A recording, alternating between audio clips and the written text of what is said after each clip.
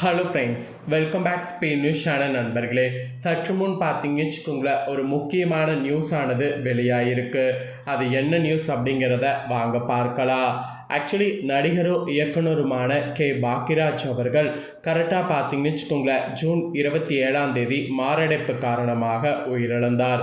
அவர் உயிரிழந்ததை தொடர்ந்து இப்போ வரைக்கும் நிறைய திரைப்பிரபலங்கள், முக்கிய தலைவர்கள், அதோடு ரசிகர்கள் என பெரும்பாலானோர் நேரில் சென்று அஞ்சலி செலுத்தி வராங்க. ஸோ அவருடைய இறுதி சடங்குகள் எல்லாமே முடிந்தாலும் துக்க வீட்டில் விசாரிக்கிறது இப்போ வரைக்கும் இருக்குது. இந்த ஒரு சூழ்நிலையில் துக்க வீட்டில் த்ரிஷா அவர்கள் வந்தபோது ஏன் விஜய் கூட வரல அப்படிங்கிற மாதிரி நக்கலாக பார்த்திபன் கேட்டதாக தகவல்கள் கசிந்திருக்கு. அது மட்டும் இல்லாமல் அதுக்கு ரிப்ளை கொடுக்கக்கூடிய விதமாக த்ரிஷா அவர்கள் சில விஷயங்களை செய்ததாகவும் தகவல்கள் கசிந்திருக்கு. ஸோ அதை பற்றிய தகவல்களை தான் இப்போ இந்த வீடியோவில் சொல்ல போகிறேன். ஸோ அப்படி என்ன நடந்தது அப்படிங்கிறத வாங்க இப்போ இந்த வீடியோவில் பார்க்கலாம்.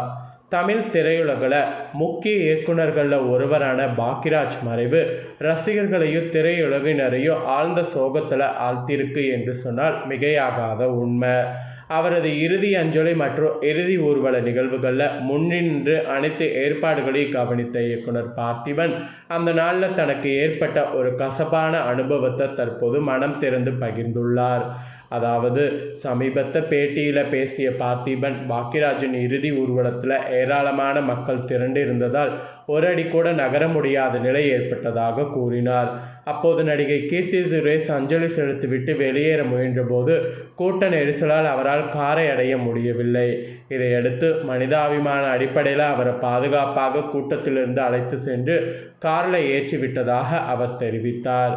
அந்த நேரத்தில் ஏராளமான கேமராக்கள் தங்களை சூழ்ந்திருந்ததாக கூறிய பார்த்திபன், அங்கிருந்த ஒருவர் கேட்ட கேள்வி தன்னை மிகவும் வேதனைப்படுத்தியதாக தெரிவித்திருக்கிறார்.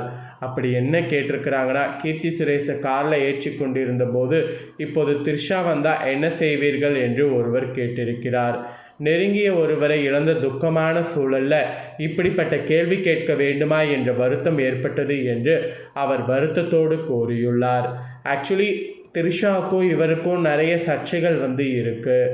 சில மாதங்களுக்கு முன்பு நடிகை த்ரிஷா குறித்து பேசிய கருத்து சமூக வலைத்தளங்களில் சர்ச்சையை ஏற்படுத்தியது. அதற்கு பின்னர் விளக்கம் அளித்து மன்னிப்பும் கேட்டதை தொடர்ந்து பார்த்திபன் பார்த்தீங்கன்னு வச்சுக்கோங்களேன், இப்போ திரும்ப த்ரிஷாவுடைய சர்ச்சையில் நினைவு கூர்ந்து இப்போ மாட்டியிருக்கிறாரு. அந்த பழைய விவகாரத்தை மனதில் வைத்து ஒரு துக்க நிகழ்வுகளில் பரபரப்பை உருவாக்கக்கூடிய வகையில் கேள்வி எழுப்பப்பட்டதே தன்னை பாதித்ததாக அவர் தெரிவித்துள்ளார். அவரது இந்த கருத்துக்கு சமூக வலைத்தளங்களில் பலரும் ஆதரவு தெரிவித்து துக்க நிகழ்வுகளில் மரியாதையை காக்க வேண்டும் என்ற கருத்தையும் வலியுறுத்தி வருகின்றனர். ஸோ இதை பற்றிய உங்களுடைய கருத்து என்னங்கிறத கமெண்ட் பண்ணுங்கள். அதோடு அங்கிருந்தவங்க த்ரிஷா இப்போ விஜயோடு வருவாங்களா இல்லை தனியாக வருவாங்களா அப்படிங்கிற மாதிரிலாம் கேள்வி கேட்டிருக்கிறாங்க. இதெல்லாம் கேட்ட உடனே பார்த்திபனுக்கு பயங்கரமாக கோபம் வந்திருக்கு. ஆனால் அந்த துக்க நிகழ்வுகளில் கோபத்தை காட்டுவதற்கான நேரம் இது இல்லை, இப்போ நாம் அமைதியாக தான் போகணும் அப்படிங்கிற மாதிரி அமைதியாக அவர் போயிட்டாரா. ஸோ இதோடு துக்க நிகழ்வுகளில் இந்த மாதிரிலாம் கேட்குறது பண்ணுறது தயவு செய்து அவாய்ட் பண்ணும் என்பது அவர் குறிப்பிட்டு கேட்டிருக்கிறாரு. ஸோ இதெல்லாம் தான் இப்போ சமூக வலைத்தளங்களில் பார்த்தீங்கன்னு வச்சுக்கோங்களேன் அதிகமாக பேசப்பட்டு வருது. ஸோ இதை பற்றிய கருத்து என்ன அப்படிங்கிறத கண்டிப்பாக கமெண்ட் பண்ணுங்கள். ஸோ மீடியாவில் இருக்கிறவங்க இந்த மாதிரி கேட்குறது சரியா தவறா அப்படிங்கிறதையும் கமெண்ட் பண்ணுங்கள். ஆக்சுவலி இந்த விஷயம் த்ரிஷா காதுக்கு போய் த்ரிஷா கூட கோவப்பட்டதாக தகவல்கள் கசிந்திருக்கு. ஆனால் அதிகாரப்பூர்வமாக அவர் எதுவும் அறிவிக்கவில்லை. ஆனால் இந்த மாதிரியான ஒரு விஷயம் இப்போ வைரலாகிட்டுருக்கு. இதை தொடர்ந்து இன்னொரு முக்கியமான விஷயமும் இப்போ சமூக வலைத்தளங்களில் வைரலாக பரவிட்டுருக்கு. அது என்னன்னு பார்த்தீங்கன்னா, விஜயபாஸ்கருக்கு வாழ்க்கை ஒரு முழு வட்டமாக பூர்த்தி அடைந்துள்ளது என்பது புதுக்கோட்டை மாவட்ட அரசியல் பிரமுகர்கள் இப்போ கூறுற மாதிரி ஒரு செய்திங்க. ஸோ அதை பற்றிய ஒரு முக்கிய செய்தியை இப்போ சொல்கிறேன், வாங்க பார்க்கலாம். இன்றைக்கு அமைச்சராக இருக்கக்கூடிய முகமது பர்வேஸின் தந்தை ஜாபர் அலியை ஓரம் கட்டி புதுக்கோட்டை அரசியலில் தனக்கென ஒரு இடத்தை பிடித்தார் விஜயபாஸ்கர். ஆக்சுவலி தற்போது தனக்கென ஒரு இடத்தை பார்த்தீங்கன்னு வச்சுக்கோங்களேன், முகமது பர்வேஸ் தயவுடன் தாவேகாவில் இணைந்துள்ளார். புதுக்கோட்டை மாவட்டம் பெரளிமலை சட்டமன்ற தொகுதியில் அதிமுக வேட்பாளராக போட்டியிட்டு 4வது முறையாக வெற்றி பெற்ற விஜயபாஸ்கர் தனது சட்டமன்ற உறுப்பினர் பதவியை 37 நாட்களில் ராஜினாமா செய்துவிட்டு தற்போது தாவேகாவில் இணைந்துள்ளார். விஜயபாஸ்கர் நேற்று மாமல்லபுரத்தில் உள்ள ஒரு தனியார் திருமண மண்டபத்தில் நடைபெற்ற நிகழ்வுகளை தாவேகாவில் இணைந்தார்.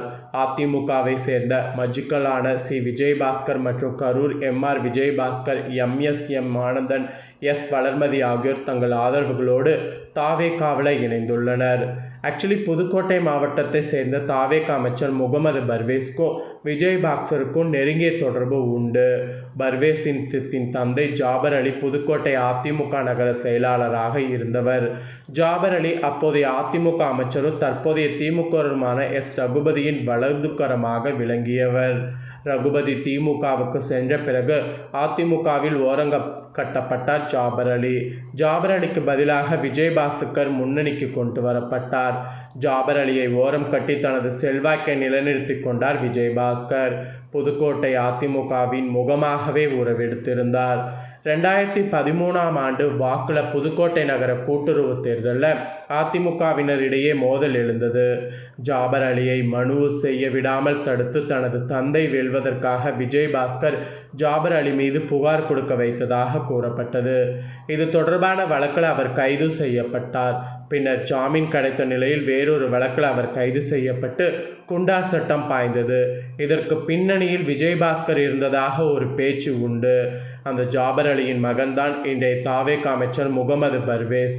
மாப்பிள்ளை என தற்போது வாய்க்கு வாய் பர்வேஸை அழைத்து வருகிறார் விஜயபாஸ்கர். எந்த ஜாபர் அலிக்கு கீழே விஜயபாஸ்கர் தன் அரசியல் வாழ்வை துவங்கி அவரை விட மேலே வந்தாரோ அதே ஜாபர் அலியின் மகனுக்கு கீழே தனது அடுத்த அரசியல் இன்னிங்ஸ் இங்கே தொடங்கி இருக்கிறார் விஜயபாஸ்கர். ஸோ இதுதான் வாழ்க்கை ஒரு வட்டம் அப்படிங்கிற மாதிரி இந்த நியூஸும் இப்போ சமூக வலைத்தளங்களில் அரசியலில் வேகமாக பரவிட்டுருக்கு. இன்றைக்கு விரலிமாலை MLA பதவியை ராஜினாமா செய்துவிட்டு தாவேகாவில் உரிய இடத்திற்கு காத்திருக்கிறார் விஜயபாஸ்கர். ஜாபர் அலியின் மகனோ புதுக்கோட்டை மாவட்டத்தின் இன்றைய பொறுப்பு அமைச்சர்.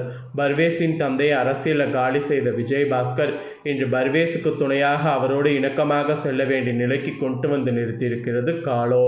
இதுதான் வாழ்க்கை ஒரு வட்டம் என்கின்றார்கள் புதுக்கோட்டை மாவட்ட அரசியல் பார்வையாளர்கள்.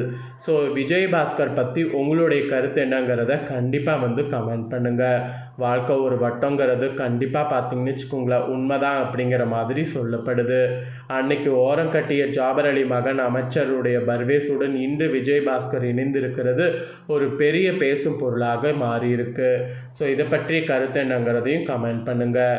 ஸோ இந்த மாதிரி அப்டேட்டான தகவல்களை தெரிந்து கொள்ள சேனலை சப்ஸ்கிரைப் பண்ணலைன்னா சப்ஸ்கிரைப் பண்ணி பெல் பண்ண ப்ரெஸ் பண்ணுங்கள். ஸோ ஃபஸ்ட் டைம் பண்ணிட்டீங்கன்னா, அதாவது சப்ஸ்கிரைப் பண்ணாமல் இருக்கிறவங்க இப்போ ஃபஸ்ட் டைம் பார்க்குறவங்க சப்ஸ்கிரைப் பண்ணிட்டீங்கன்னா இனி நான் போகிற மற்ற அப்டேட்டான எல்லா வீடியோஸும் உடனுக்குடனே தெரிந்து கொள்ளலாம்.